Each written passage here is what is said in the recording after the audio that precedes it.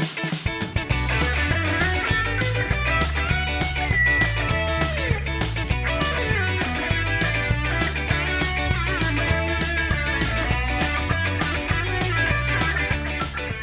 everybody, I'm Scott from WNYBrews, and I wanted to give you a quick review on the nostalgia KRS 2100. So as I was going through the episode ideas, coming up with new episode ideas, I was brainstorming.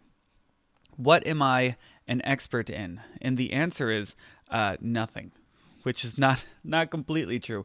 I am an expert in things that I own. And the KRS 2100 is a thing that I have owned for the past 5 years. This coming February, it will be 5 years that I have purchased my KRS 2100. And since then, it's gone through a bunch of changes. I'll show you the picture of the first time I set it up, and we threw a 1/6 of Southern Tier IPA in there. Right before we start out, shout out to Your Brain on Hops. Check them out, yourbrainonhops.com. All right. Back here. The nostalgia KRS 2100 was about this price when I purchased it 5 years ago, $350 and free shipping. And for that price, it's really hard to beat. Along with this price, you get some shortcomings. You get some pieces that are just meant for the KRS 2100, and you're going to end up replacing a lot if you want to do different things to it. We went into that when I talked to Christopher Universal from Kegworks about getting a Kegerator. And in fact, when this one eventually dies, the next one I get will be from Kegworks, and it'll be of higher quality than that. We set it up in one evening, and the things that come with it, some of the features.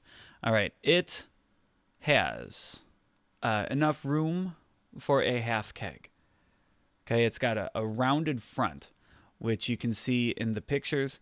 The rounded front, which somewhat kind of hugs the half keg. However, it does also have enough room for 2 homebrew kegs, and I use pin lock, so they're wider bases than the ball lock. So if you have ball lock, no problem. Pin lock, it's a tight squeeze, but it fits, and it's not something where you have to force it closed. It fits closed, works great for 2 taps. The tower, the next step is the tower is 2.5 inches. That's not normal, okay? Normally you're looking at a 3 or a 4 inch tower. This is a 2.5 inch tower. So when I was looking for a dual tap tower, I could not buy one. I couldn't find a 2-tap, 2.5 inch tower. Now I could have put on a larger tower, but the hole in the top of the Kegerator accommodated this. And I already had this tower, so I thought, instead of buying one, I would just get a hole saw, which is what I did. Got a 1-inch hole saw and put a new shank in there. But because of the size of the tower, I had to get a short shank. I had to make sure that I ordered it specially. It was a short shank, and it goes underneath the other one. Okay, so when you're looking at the Kegerator, it has 2 taps. One is higher, one is lower. Okay, they can't be side by side. I tried. They would not fit inside that tower. Okay, the tower isn't cooled in any way.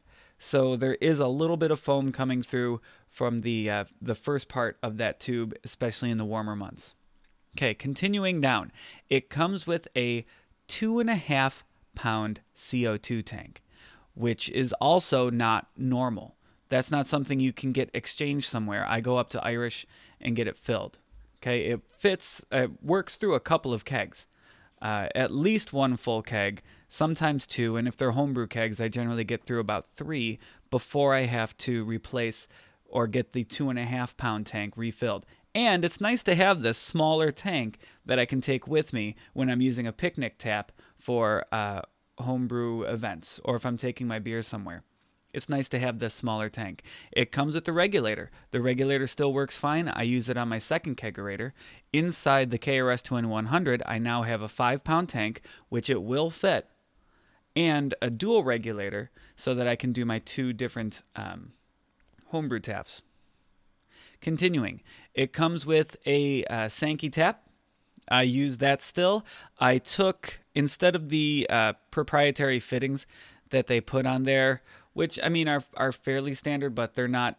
I mean they're they're compression clamped on there, so you're going to have to get new clamps. But instead, I just took them off and put on some threaded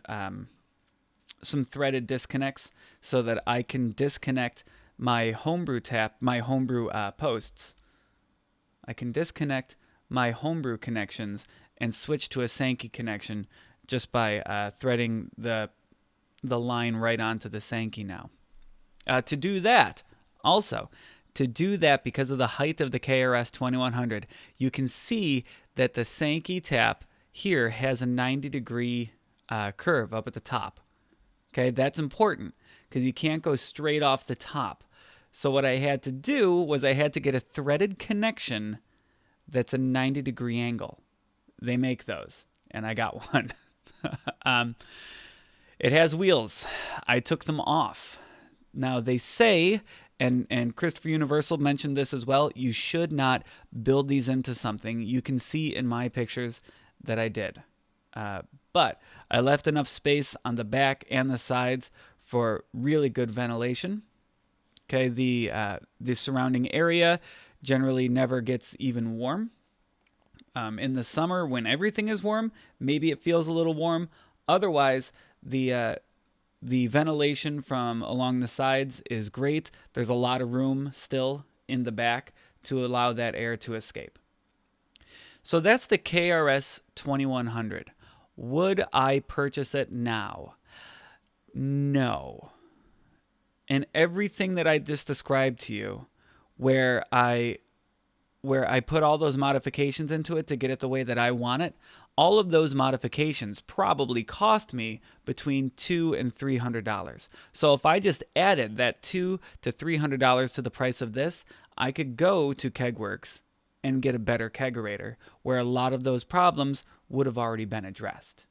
Okay, I could get a dual tap tower instead of going through the days of doing this, of making it into a 2-tap tower, of a couple hours a night, making sure that everything fit and making sure that the bar top fit on top of that. So if I were doing it all again, I'd probably get a different Kegerator. But if you're looking for a Kegerator that has lasted me personally at least 5 years and is still going strong, and you don't plan on doing anything in it other than Sankey kegs and one at a time, then you're golden for $350, free shipping. Now here's the thing. I suggest you shop local. You're not going to find this one local, but you can find something similar if you go to Kegworks. No matter where you are, I would suggest going local, especially because you're going to have people who are going to help you through the entire process. If you need help and you bought a KRS 2100, you can email me, scott@WNYBrews.com. Because again, at the beginning, I had foaming issues. I don't anymore. You need to balance the lines. The tubing that came with this has been completely replaced in mine. I went with slightly longer tubing. I don't remember all of my dimensions right now, but when I replaced the tubing, I found a calculator online and calculated the distance and the inner diameter of the tube that I had to have, and it's working great. And if you go back to the Christopher Universal episode of West New York Brews, I talk about my method to get that first couple of drips out of the tower, the one that's going to foam a little bit more. I call it the milkshake method. I take a little cup and I pour just a little bit out first, put that to the side, and then fill a pint glass as you would normally. And then about halfway down that pint glass, when I'm finished with that, my little cup has settled. So it's only just a little bit of beer that has probably lost a little bit of carbonation, but then I can pour that right back into my pint glass, just like you do with a milkshake when you get about halfway done with your milkshake. So again, thank you for watching. If you're going to buy the KRS 2100, if you wouldn't mind going through the link down at the if you're going to buy the KRS 2100 from Amazon, if you wouldn't mind using the link that I'm putting underneath the video, that means that at no extra cost to you, I would get a little commission because I told you about this. However, that's not why I'm doing this. I'm doing this because this is something I use and have used for the past 5 years. And it wouldn't be my first choice if I were buying again. If it's your first choice, follow the link. Otherwise, check out your local keg purveyor. All right. Hey, thanks for watching. We'll see you on the next Review Tuesday.